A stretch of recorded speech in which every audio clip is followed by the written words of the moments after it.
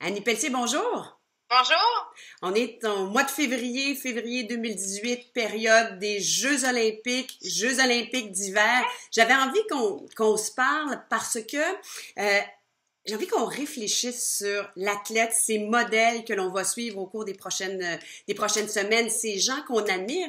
Puis moi, j'ai une question un peu, j'ai envie de dire, quasi philosophique que j'ai envie d'aborder avec toi. Puis d'emblée, on a décidé qu'on se tutoyait parce que, bon, on s'est parlé plusieurs fois, on a des amis communes, et puis, bon, même âge, un peu le même parcours, donc on brise peut-être certaines règles des communications ou d'éthique, mais on a décidé qu'on y allait avec le dessus. On y va avec le dessus. Donc, question un peu philosophique, les athlètes d'élite qu'on va suivre, qu'on aime. Je me posais la question, pour avoir fait du sport d'élite, je suis pas une médaillée olympique comme toi, est-ce que ce sont vraiment des modèles sains? Esprit sain dans un corps sain, c'est ce que dit Pierre de Coubertin. Mais franchement, là, entre toi et moi, là, est-ce que les athlètes qui sont à ce point, on peut pratiquement dire des machines pour arriver à ce niveau-là, est-ce que ce sont des gens qui sont sains d'après toi? Hey, ça, c'est une grande question, hein, parce que je pense que chaque cas est vraiment unique. C'est dur de comparer, de mettre tout le monde, de généraliser. Et comme tu disais, Pierre de Coubertin, en fait, j'ai fait une petite recherche de mon côté aussi. Pierre de Coubertin, en fait, un esprit sain dans un corps sain, c'est plusieurs centaines d'années que ça a été comme composé, que ça a été rédigé. Et ensuite, Pierre de Coubertin, il y a une centaine d'années, lui, il a décidé que c'était, écoute, un esprit ardent dans un corps musclé. Lui, il a revisité cette citation-là. Et même moi, après réflexion, j'ai décidé de la revisiter à ma façon et de dire qu'en 2018, c'est une tête bien ancrée dans une machine bien programmée. C'est plus comme ça que je vois les athlètes d'aujourd'hui. Est-ce que c'est sain? Ça, c'est la grande question. Pour certains, ça peut être sain. Pour certains autres, ça peut ne pas l'être. C'est une grande question à développement. D'entrée de jeu, je vous dirais que tout athlète olympique, parce qu'on parle des athlètes olympiques, puis on parle de nos athlètes québécois dans notre système à nous d'entraînement, d'entraîneurs, de conciliation sport-études, d'appui de la part des gouvernements, de la part des fondations comme la Fondation d'athlètes d'excellence où je travaille. Donc, on parle de notre système. Moi, j'ai le goût de vous dire que oui, nos athlètes sont sains. Est-ce que c'est une vie exigeante? Tout à fait. Est-ce qu'ils ont à faire certains sacrifices, certains choix dans l'engagement qu'ils ont décidé d'adopter pour réaliser leurs objectifs? Oui. Extrêmement exigeant. Est-ce qu'ils passent à côté de certaines choses comme je l'ai fait il y a 20 quelques années? Effectivement, parce que quand on veut atteindre le haut d'une pyramide, on peut pas tout avoir, on peut pas être la présidente de sa classe, être super cool à l'école, avoir une grosse gang d'amis, aller à tous les parties, être très sociable et en même temps s'entraîner le vendredi soir et le samedi matin et le dimanche matin. Donc, vous voyez, c'est une grande question qui pourrait être, on pourrait en discuter pendant des heures et des heures, mais si je veux être concise, je vous dirais que nos athlètes québécois le font par volonté, par passion. Il n'y a pas personne qui leur tord le bras. Dans notre système à nous, c'est vraiment sur une base volontaire dès leur jeune âge. Hein. Moi, j'en suis la preuve vivante. Mes parents n'étaient pas du tout sportifs. Et c'est moi qui était obsédée par les Jeux olympiques, par Nadia Comaneci, ma première idole, mon premier modèle. Et j'ai voulu faire de la gymnastique. Ensuite, ça s'est bifurqué vers le plongeon. Mais ça a été vraiment sur une base volontaire, par passion et par obsession un peu peut-être aussi par rapport à mon sport qui était d'essayer d'atteindre la fameuse perfection. Donc, c'est dans cette optique-là que moi, je vois ça. C'est sûr que les athlètes, les Olympiens nous inspirent et à cet égard-là, leur rôle est nécessaire. C'est-à-dire que je suis persuadée que lorsqu'on regarde les Jeux olympiques, en tout cas moi, ça me fait cet effet-là et ça doit faire l'effet à bien d'autres. Moi aussi. On a comme envie d'aller faire plus de sport, puis ça va inspirer des jeunes aussi. Moi, c'est Gaétan Boucher en 84 à Lake Placide, les Jeux olympiques, ces médailles. Ça a fait en sorte que pendant 20 ans, le sport est devenu pour moi la priorité. Donc, au lieu d'être à fumer des cigarettes puis à jouer des jeux vidéo, à regarder la télé, ça a été ça. Donc, sans équivoque, les athlètes ont un rôle social nécessaire. Mais quand on regarde, notamment, j'ai fait un film sur la retraite des athlètes olympiques, des médaillés, des Olympiens qui ont été nos meilleurs athlètes canadiens. Pour la plupart, c'est pratiquement une descente aux enfers, ou en fait pas pour la plupart. Pour certains d'entre eux, ça a été une descente aux enfers. Certains d'entre eux, oui. La retraite, parce que là, ils se rendent compte que on a peut-être été un peu monomaniaque pendant notre carrière pour atteindre ces performances-là. Bon, il faut mettre beaucoup de choses de côté, tu l'as dit. On vit dans un monde d'adrénaline, on vit dans un monde de voyage, on vit dans un monde à part. Et quand ça se termine, tout ça, il y en a qui ont des problèmes de santé majeurs. On a parlé à Mike Shrewsbury qui lui a fait des tentatives de suicide, Karine Sergerie, la judoka, qui a fait une grosse dépression. Ça reste que quand ça s'arrête, c'est extrêmement difficile. Donc, ça ne veut pas dire qu'en amont, donc, il y avait quelque chose qui était peut-être pas aussi sain qu'on aurait pu le penser. Ben, en fait, je pense que les mentalités évoluent. Par exemple, à la fondation où je travaille, je veux pas nommer juste la fondation où je travaille, mais une de nos missions, c'est justement de mieux préparer les étudiants athlètes à leur transition de carrière. Et pour ça, on mise beaucoup sur le fait de poursuivre ses études en parallèle avec l'entraînement. Ça peut être extrêmement difficile dans certains sports, comme par exemple le ski alpin, par exemple, ou certains sports où ils sont partis sur des glaciers à cause de la température, ou le golf, par exemple, où est-ce que c'est très difficile de poursuivre ses études en même temps que son sport. Mais dans la plupart des sports, on tente vraiment de mettre des modèles de l'avant, comme des Alexandre Bilodeau, comme des Émilie Emmons, qui ont réussi à poursuivre leurs études en même temps qu'ils faisaient leur sport, de sorte que quand la retraite sportive arrive, et justement, la retraite sportive arrive de plus en plus tard, alors parce que les athlètes sont mieux soutenus financièrement par les paliers gouvernement notamment et par des organismes comme le nôtre, comme la Fondation de l'athlète d'excellence, comme le Club Médaille d'or et d'autres, ce qui fait que les athlètes arrivent sur le marché du travail, prennent leur retraite à 28-30 ans, donc ils sont devant, c'est encore plus grand le défi de transition de carrière s'ils n'ont rien fait à part s'entraîner à partir de l'âge de 17-18 ans, là, quand ils ont arrêté secondaire 5. Donc, ça, c'est vraiment, je pense que les mentalités changent de plus en plus au Québec, au Canada. On veut avoir des athlètes équilibrés entre guillemets, parce qu'évidemment, comme j'ai dit tantôt, c'est très difficile d'avoir un certain équilibre et d'être un peu parfait, là, être un peu moyen dans tout, tu sais, d'avoir plein d'amis, de faire des parties, d'avoir ci, d'avoir ça, et de s'entraîner 35-40 heures semaine.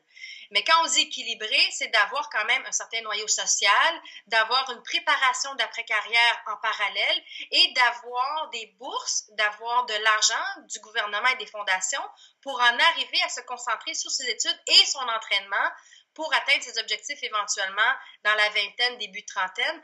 Et ensuite, tenter d'amorcer une transition. Ça ne sera pas facile pour autant, mais si les outils sont là, on croit, et on l'a vu dans le passé et même dans le présent, que la transition de carrière se fait avec moins de heures, ça se fait avec moins de difficultés. Évidemment que c'est un changement d'identité quand un athlète prend sa retraite. C'est un changement d'horaire de vie, c'est un changement de discipline. Il faut se responsabiliser davantage parce que quand on est un athlète de pointe, on est pris en charge. Bien souvent, on va se faire dire quoi faire comme exercice, quoi manger, comment aborder telle situation mentalement, émotivement. Alors que quand tu arrives dans la vraie vie, c'est la vraie vie qui te frappe de plein fouet dans le visage et tu dois payer ton loyer, arranger tes comptes, prendre tes décisions, faire tes entrevues d'embauche pour un nouvel emploi. Alors, évidemment que la transition, c'est toute une étape, mais si elle est bien préparée en amont, si en parallèle, il y a quelque chose, puis, tu sais, aller à l'école, c'est pas juste préparer ton après-carrière, ce l'est, mais c'est aussi avoir des amis, c'est aussi rencontrer d'autres jeunes qui ont d'autres passions que la tienne et qui travaillent fort eux aussi. Ça te permet de te décentrer de ton nombril et pouvoir peut-être porter attention aux autres autour de toi parce que les athlètes, on est considérés comme un peu égocentriques. Hein? Est-ce que c'est vrai? Alors, tout ça fait en sorte, je pense que dans le but d'avoir un certain équilibre, comme tu disais tantôt, un esprit sain dans un corps sain, jusqu'à une certaine limite. Puis, est-ce que... on parle de performance, de performance à l'extrême. On vit dans une société de performance, ça fait des ravages et là, on sort un peu du cadre du sport. La pression pour réussir, faire sa place. Des enfants souffrent d'anxiété à l'âge de 7, 8, 9 ans. On a fait un documentaire sur ce sujet-là d'ailleurs. Et donc, cette valorisation de la performance à l'extrême, de ces athlètes qui se dépassent. Là, on parle de dépassement de soi encore là, des fois à l'extrême, dans les sports, pas le sport que tu as pratiqué, le plongeon, mais on pense entre autres aux marathoniens qui finissent le marathon, ils ont de la difficulté à se tenir sur leurs jambes et on trouve ça vient chercher une larme, on les trouve extraordinaires, mais en même temps, c'est se dépasser au point d'en être malade dans certains cas. Est-ce qu'il n'y a pas là aussi, puis là je fais vraiment, je jette un pavé dans la mare et j'aime ça qu'on déplie les affaires puis qu'on regarde les faits de société avec un autre angle. Est-ce qu'on n'envoie pas le message d'une performance à outrance, d'une valorisation de la performance à outrance qui nous affecte à certains égards tous éventuellement? Ben, où est-ce que moi je te rejoins? C'est la performance à n'importe quel prix ou à tout prix. Et par exemple, au niveau olympique avec le Canada, on est beaucoup dans les dernières années, on est beaucoup dans le nombre de médailles. Le nombre de médailles qu'on va gagner, est-ce qu'on va finir le premier pays au niveau des sports d'hiver ou dans les 5 meilleurs dans les sports d'été, tout ça.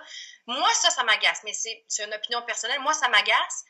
Je trouve que c'est comme de discréditer tous ceux qui ne terminent pas sur le podium, premièrement. Deuxièmement, c'est de ne pas valoriser justement une 5e, 10e, 8e, 14e, 24e position au monde pour un athlète. Bien souvent, pour lui, s'il a 16, 18, 20 ans et qui est tout jeune dans son sport, ça peut être extraordinaire. 24e au monde. 24e au monde, là, je serais curieuse de savoir le 24e meilleur joueur de hockey de la Ligue nationale. Comment il est perçu, hein? Oui, oui, tout à fait. Donc, tu sais, c'est de relativiser les choses. Qu'est-ce que je trouve dommage avec l'esprit olympique de plus en plus, ça s'en va vraiment vers ça. Moi, j'avais beaucoup apprécié à l'époque, là, il y a quelques années, il y a une vingtaine d'années, avec le Lys d'or. C'est la chaîne TVA qui avait lancé ça. Et ça, c'était vraiment de reconnaître la performance de chacun, tout dépendant de où est-ce qu'ils étaient rendus par rapport à leur niveau. Et donc, c'est de lancer le message aux jeunes, fixe-toi des objectifs précis, réalistes, par rapport à où est-ce que tu es rendu dans ta progression de carrière, par rapport à ton talent, par rapport à tes ambitions. Tu sais, il y a des gens, là, oui, on rêve tous d'avoir une médaille olympique quand on est un athlète amateur, je pense, dans nos rêves les plus fous, on se voit sur le podium. Évidemment que moi, je me suis vue sur la première marche aussi. Je me suis pas vue avec une médaille de bronze dans mes dessins d'enfance. Oui. Mais quand j'ai réussi à monter sur le podium après tout le parcours, j'ai réalisé que c'était quand même bien, que je pouvais être fière de moi. Alors, imaginez ceux qui arrivent 5e, 10e, 14e, 24e. Moi, c'est ça que je voudrais qu'on valorise l'effort, qu'on valorise tout ce qui a été fait aussi avant de remporter une médaille olympique, hein? L'engagement, la discipline, la persévérance, de se relever des moments difficiles, de décider de continuer quand on n'a pas atteint notre objectif et qu'on se remet en question et que notre estime de nous-mêmes en prend un coup, notre confiance en nous, de prendre un pas derrière pour décider d'en faire davantage vers l'avant. Moi, c'est ça que je voudrais qu'on mette de l'avant au lieu du nombre de médailles, de la couleur des médailles. Bien sûr que ça fait vibrer, puis c'est correct que ça fasse vibrer, mais ne pas oublier tout ce qui est derrière parce que l'athlète, là, c'est ça qui va garder de toute façon. C'est ça qui en fait un leader. C'est ça qui en fait un modèle. Moi, ma médaille, en ce moment, elle est ici, là, dans une de mes étagères. Là. Quand j'arrive là, devant les gens, c'est pas nécessairement la médaille qui fait que j'ai confiance en moi. C'est tout ce que j'ai développé comme habileté pour remporter cette médaille-là et pour, par la suite, ouvrir d'autres portes et relever d'autres défis aussi qui s'est présenté dans mon après-carrière sportive. Donc, je pense que au niveau de société, je pense que c'est ça qu'il faudrait davantage, tu sais, au lieu de mettre la performance à tout prix, c'est d'avoir un objectif à chacun et que chacun puisse devenir des champions à leur façon, dans leur domaine respectif, que ce soit le sport, la musique, que ce soit au travail. Hein, tu sais, quand tu dis inspirer, les gens seront inspirés d'ici quelques jours par les athlètes, évidemment. Ça nous donne l'envie de faire du sport, de se remettre en forme, parce que des fois, on regarde ça, moi-même, je me dis, hey boy, je suis plus aussi flexible que j'étais, ou je suis plus aussi cote que j'étais, mais aussi, ça m'inspire à travailler fort dans ce que je fais, puis à trouver peut-être d'autres passions, puis à relever d'autres défis, puis je pense que c'est ça qui est important. Est-ce que tu as un petit garçon, est-ce que tu aimerais qu'il fasse du sport d'élite? S'il disait, moi, je vais aller aux Jeux olympiques, maman, est-ce que tu serais heureuse d'un commentaire comme celui-là? Ben, est-ce que je serais heureuse d'un commentaire comme celui-là? Ben, ça dépend dans quel sport, premièrement. Il y a des sports que je suis plus pro. Il y a certains sports qui me font moins peur que d'autres, disons ça comme ça. Des sports où il y a des coups, je ne vais pas nommer de sport, mais il y a des sports où les coups à la tête sont très présents, où le risque de commotion est plus élevé. C'est sûr que, comme mère, hein, je vais être un peu plus inquiète, tout dépendant du sport qu'il va vouloir faire. Mais je vais vraiment essayer de sonder pourquoi. Pourquoi il va aller aux Jeux olympiques? C'est quoi qui le fait vibrer là-dedans? Est-ce que c'est la gloire? Est-ce que c'est le succès? Est-ce que c'est la popularité qui vient avec? Est-ce que c'est le mirage des commanditaires, de la richesse, etc., etc.? Donc, c'est sûr que étant donné que je suis passée par là, je vais essayer de sonder, puis je vais voir tout de suite sa passion. Si c'est une réelle passion, s'il est prêt à s'engager. Et s'il est prêt à s'engager, si je vois que c'est dans ses tripes, comme moi, ce l'était, c'est sûr que je vais l'encourager, je vais toujours être derrière lui. Si je vois que c'est pour les mauvaises raisons, je vais le faire réfléchir, puis je vais le challenger, puis on verra ce que la vie le mènera. Toi, est-ce que c'était la gloire, la popularité qui te faisait ainsi te lever à tous les matins pour aller plonger dans l'eau froide, ou c'était vraiment la passion du sport, ou peut-être un peu des deux aussi? Ben, je pense que c'est un peu des deux, parce que quand j'ai commencé, évidemment que ma première idole, ça a été Nadia Comaneci. Alors, quand moi, je l'ai vue, Nadia, du haut de ses 14 ans à Montréal, au Jeux de 76, moi, j'ai vu des images d'archives, là, quelques années après, parce que j'avais peut-être 3 ans et demi quand elle a remporté ses médailles. Moi, quand j'ai vu ces images d'archives-là, c'est sûr que j'ai vu la grâce. Ben, la gymnastique, je suis tombée en amour avec le sport de la gymnastique. Ensuite, ça a été la grâce, la force, la perfection. Ça a été la coquetterie. Elle avait des beaux rubans dans les cheveux, la couette, le beau maillot, le beau léotard. Ça a été aussi probablement, elle était acclamée. Je me rappelle d'avoir vu des images d'elle. Elle était ovationnée. Je pense que c'était au Forum, l'ancien Forum de Montréal, si je me souviens bien, les épreuves de gymnastique en 76. Elle était ovationnée. La foule était dans tous ses états, des hauts et des bas. Alors, je pense que tout ça, dans ma petite tête d'enfant de 5-6 ans, fait son chemin. Et ensuite, quand j'ai commencé à faire la gymnastique, ensuite du plongeon, eh bien, je peux vous dire que si ça avait été juste la popularité ou juste la gloire à n'importe quel prix, j'aurais abandonné bien avant. C'était vraiment la passion. J'adorais les deux sports que j'ai faits et j'avais des objectifs à court terme, moyen terme, long terme qui m'ont gardée motivée. Et évidemment, qu'en vieillissant, quand tu regardes les Jeux olympiques, tu vois que quand tu gagnes une médaille, quand tu reviens à l'aéroport, bien souvent, c'est un peu la folie. Je me rappelais de Jean-Luc Brassard en 94, quand il était revenu de l'île-et-la-mer, de Myriam Bédard et de d'autres. C'est sûr que j'étais consciente à 22 ans que si je remporte une médaille, ça risque de changer ma vie. J'avais pas 14 ans comme Nadia, j'étais pas mal plus consciente, je pense, des retombées.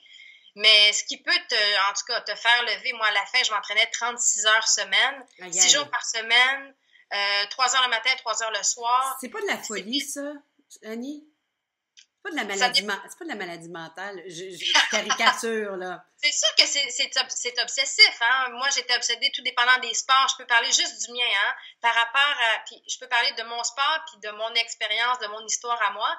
J'étais obsédée par la perfection. Je voulais absolument tenter de faire les figures le plus possible près de la perfection, puis d'essayer de répéter ça le jour J aux Jeux olympiques d'Atlanta. Est-ce que c'est équilibré? Probablement pas. Probablement pas que c'est équilibré. Mais moi, j'étais tellement heureuse. Quand je sortais de l'eau puis que mon entraîneur Donald Dion me faisait pas grand-chose à dire là-dessus, ça voulait dire que je m'étais rapprochée de la perfection, que ça valait peut-être 9, 9,5. Le sentiment, c'est un peu comme un marathonien ou un cycliste quand il frappe le mur là, puis il décide de continuer, puis toute l'adrénaline qui est sécrétée, l'endorphine, la sérotonine, il y a tout ça dans le cerveau. Quand tu te rapproches de ton but, moi, je rêvais d'aller aux Jeux olympiques comme Nadia Comaneci, je rêvais d'être sur le podium comme elle, de faire des saluts à la foule qui m'acclamait. C'est tout ça, je pense, qui m'a motivée pendant presque 15 ans à poursuivre ce rêve-là. Quand on est à la recherche de la perfection, comme tu l'as été dans le cadre de ton sport, quand on enlève notre maillot de bain, qu'on enfile nos vêtements civils pour faire une image, ce désir de perfection ne disparaît pas. Non! Comment as-tu fait ou fais-tu pour être capable de doser ce pli-là que tu as développé avec le sport de recherche de la perfection. Parce que la perfection, à un moment donné, quand on est rendu à 43, 45 ans, on s'en rend bien compte qu'on ne l'atteindra jamais. Donc, est-ce que, humainement, il y a un travail que tu as dû faire pour essayer de mater cette bête-là qui est la recherche de la perfection? Oui, c'est sûr que le travail, je pense que c'est un travail quotidien. Parce que dans certaines sphères de ma vie, ce souci de perfection-là qui est resté, qui est demeuré, m'aide dans mon travail à la Fondation ou avec le défi 808 Bonneville que j'organise en ce moment, avec tous les protocoles d'entente, la virgule, le ci, le ça, de faire en sorte que le service à la clientèle, je veux que tout le monde soit content. Le souci de la perfection m'aide. Mais en même temps, dans certaines sphères de ma vie, par exemple dans la vie plus personnelle, il n'y a pas personne de parfait. Mon conjoint n'est pas parfait, mes parents sont pas parfaits, mes amis ne sont pas parfaits, mon patron, ma patronne, mes collègues.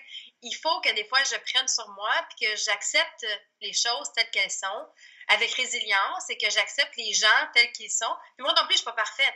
Alors, je dois me pardonner certaines erreurs, puis je dois me pardonner certains traits de caractère qui sont vraiment loin de la perfection. Mais somme toute, je pense que mon bagage sportif, ce que j'en retire est plus positif que négatif, mais c'est quand même toujours un work in progress. Hein? C'est toujours un travail de longue haleine que d'être bien dans sa peau et de sentir que tu es sur ton X et que tu donnes tout ce que tu as en restant équilibré pour être une bonne employée, pour être une bonne leader, pour être une bonne mère, pour être une bonne amie, une bonne sœur, une bonne fille, pour essayer d'équilibrer tout ça et de jongler avec toutes ces balles-là. Mais je pense que c'est un défi d'une vie. 2 questions en terminant. Est-ce que les Jeux olympiques sont, à ton avis, aussi beaux qu'on les présente? En fait, c'est sûr qu'on n'hésite pas à montrer les côtés noirs. On parle du dopage encore, c'est le thème des dernières semaines, les skieurs de fond, etc.